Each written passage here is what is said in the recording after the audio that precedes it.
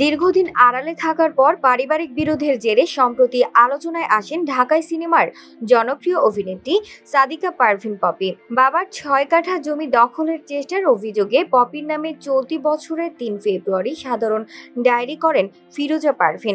এরপর পপিও একই থানায় মা, ভাই ও বোনের নামে থানায় সাধারণ ডায়েরি করেন। পপির এই পারিবারিক বিরোধ বেশ আলোচনা ফেলে দেয় দেশ জুড়ে।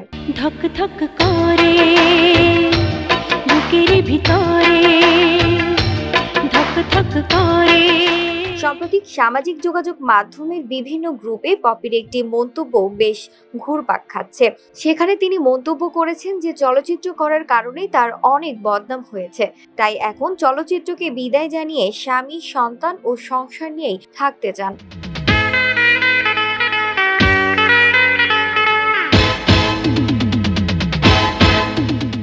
পপির এমন মন্তব্য মেনে নিতে পারছেন না চিত্রনায়ক ওমর সানি। ওমর সানি বলেন, পপি যদি এই মন্তব্য করে থাকে তাহলে আমি তাকে স্টুপিড বলবো। আমি ওর দোলাভাই, আমার ওকে শাসন করার অধিকার আছে।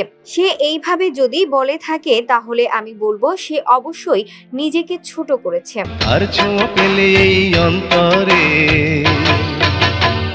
পপির প্রতি ক্ষোভ প্রকাশ করে ওমর সানি আরো বলেন, পপি কি হাজার হাজার কোটি টাকার মালিকের মেয়ে নাকি যে সিনেমা নিয়ে এসব কথা বলবে? পপি নায়িকা না হলে কে চিনতো? তার স্বামী তাকে বিয়েও করতো না। ও মন্তব্যটি করে সিনেমাকে ছোট করেছে। আমি বলবো তাকে এসব আবেগী ফাজলামো কথা না বলতে। ওর জন্য সবসময় ভালোবাসা থাকবে।